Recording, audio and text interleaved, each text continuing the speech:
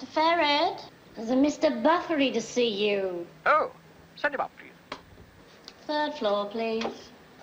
Yeah? Yes.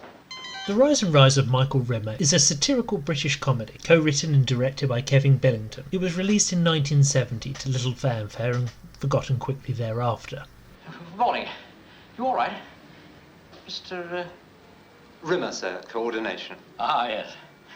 Keep it up. Peter Cook plays the mysterious Michael Rimmer, who appears at a small underperforming advertising agency run by Arthur Lowe. Rimmer quickly turns the business around, changing their marketing research department into the country's leading polling agency, and soon becomes a regular face on television as a leading polling expert. But little do the general public know he doesn't just poll the data, he makes the data.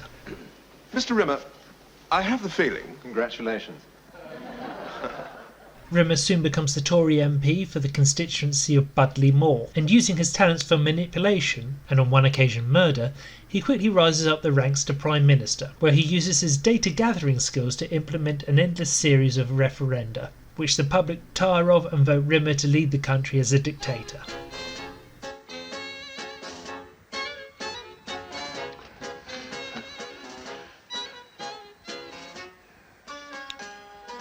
Tango.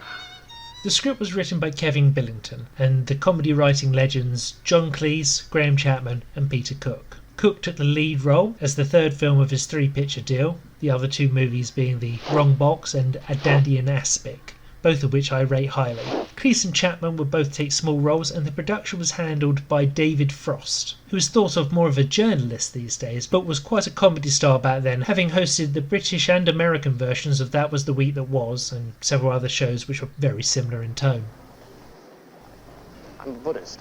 This was satire with a sharp edge, and the filmmakers wanted to capitalise on that by releasing it just before a general election, one which they correctly predicted a result of in the film. But it was thought that it might sway votes, so the release was pushed back, and that harmed its box office appeal. Tom, that was absolutely terrific. Fantastic one. I've never so natural this time. You've done it again. Peter's fixing the students. Everything's going to be all right on the night. This was Peter Cook's only solo starring role. The main criticism of this picture being that he's rather wooden. Personally, I don't think it's that bad. What it looks like to me is he's desperately trying not to overact, as he was given to do in his sketch series with Dudley Moore. And in an effort not to overperform, he's underacting. A note which I've received myself. Thinking of getting married. Well, congratulations, Michael. I think an MP needs a wife by his side. Quite right. Who is it? That I'm not entirely sure of. I must admit, having seen this movie both at home and in the cinema, it works much better projected on a big screen where the subtleties of his performance are amplified.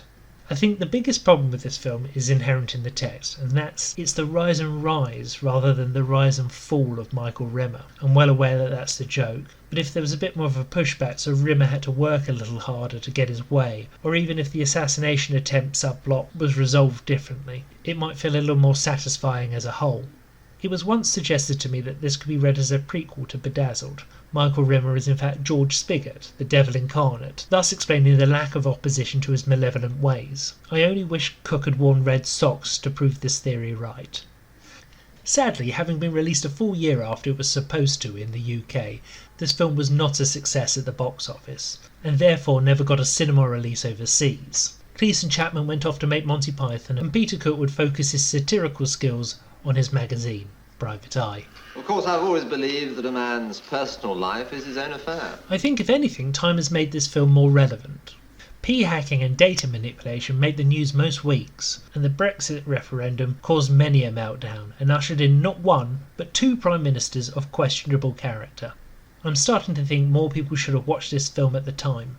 Michael Rimmer is currently unavailable on any of the mainstream streaming sites, which is a crying shame as the quality of its cast alone should warrant release on something like the BFI or the Indicator labels. The film bears the Warner Brothers logo in the opening, but was released on DVD in the UK in the early 2000s by a company called Digital Classics, which promptly went bust, so it can be found on sites like eBay for just a few pounds, and that is the only way it can currently be seen. I love this film and would like to see something made like it in this day and age. Maybe there's someone who can do something about that. I'm Scott Kingsnorth, and I'm making a movie.